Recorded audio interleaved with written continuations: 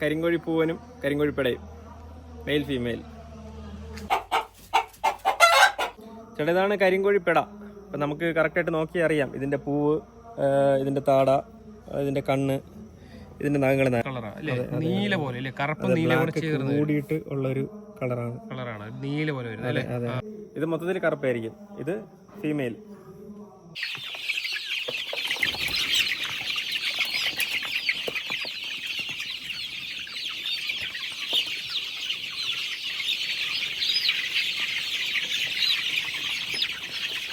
ചേട്ടാ എൻ്റെ പേര് നിഷാന്ത് എന്നാണ്.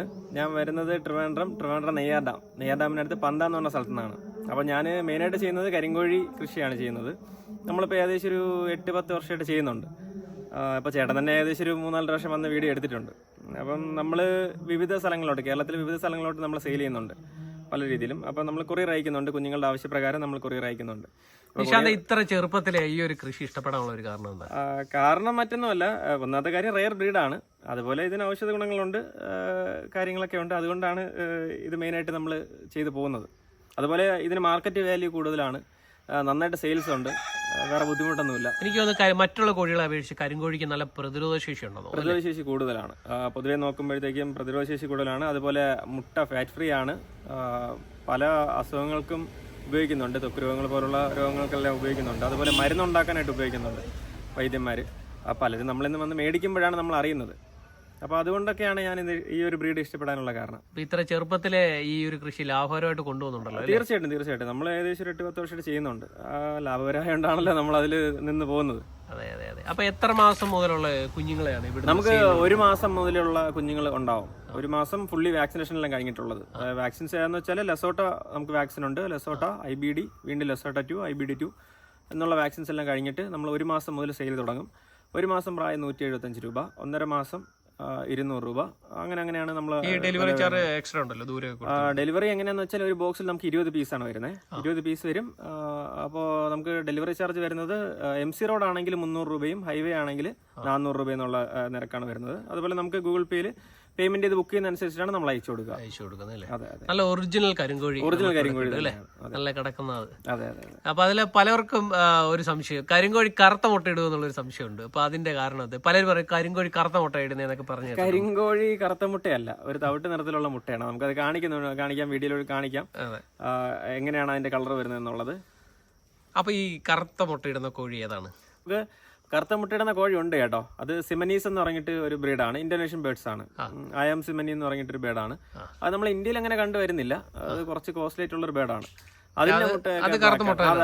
കോഴിയെ കുറിച്ച് നല്ലപോലെ റിസർച്ച് ചെയ്തിട്ടുണ്ടെന്ന് തോന്നുന്നില്ലേ? തീർച്ചയായിട്ടും നമുക്കിത് പഠിക്കണമല്ലോ, നമ്മൾ 8-10 വർഷമായിട്ട് ചെയ്യുന്നുണ്ട്. അപ്പം നമുക്കിത് പഠിച്ച് മാത്രമേ ചെയ്യാൻ പറ്റത്തുള്ളൂ. അതെ. പക്ഷേ നമ്മുടെ മറ്റു കോഴികളെയൊക്കെ വളർത്തുന്ന പോലുള്ള ഒരു പരിപാലനമാണോ ഈ കരിങ്കോഴിക്ക്? അതുപോലെ തന്നെയാണ്, വലിയ വ്യത്യാസമൊന്നും വരുന്നില്ല.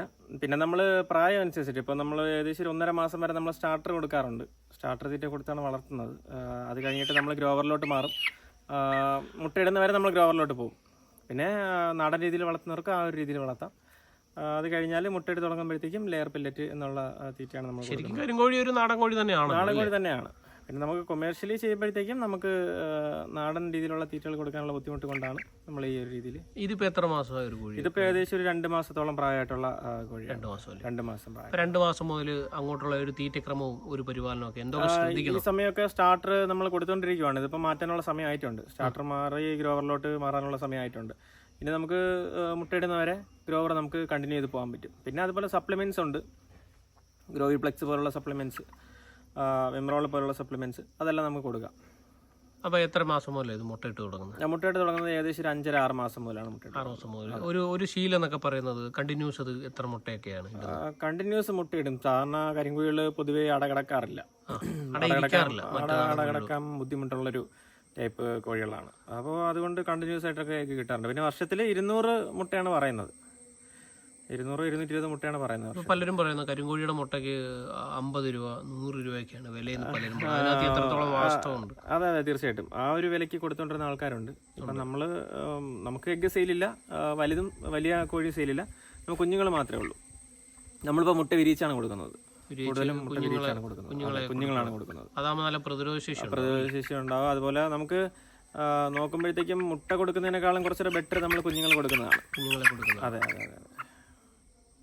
അപ്പോൾ ആവശ്യക്കാരുണ്ട് അല്ലേ? ആവശ്യക്കാർ ഇഷ്ടം പോലെ ഉണ്ട്. നമുക്ക് നല്ല രീതിയിലുള്ള ആവശ്യക്കാരുണ്ട്, നല്ല രീതിയിലുള്ള സെയിൽസ് നടന്നു പോകുന്നുണ്ട്. അതാണ് ഇവരുടെ ഈ കറുത്ത മാംസം ആയതുകൊണ്ട് തന്നെ ഔഷധ മൂല്യം വളരെ കൂടുതലാണ്. ഔഷധ മൂല്യം വളരെ അതുകൊണ്ടാണല്ലോ മരുന്നുകൾക്കൊക്കെ ഉപയോഗിക്കുന്നുണ്ട്. പ്രതിരോധ ശേഷി കൂടുതലാണ്. ആസ്മ പോലുള്ള അങ്ങനെയുള്ള രോഗികൾക്കൊക്കെ മുട്ട കഴിക്കുന്നത് നല്ലതാണ്. അതേപോലെ കുഞ്ഞുങ്ങൾക്ക് എഗ് കൊടുക്കുന്നത് ഭയങ്കര നല്ലതാണ് എന്നൊക്കെ പറയുന്നുണ്ട്.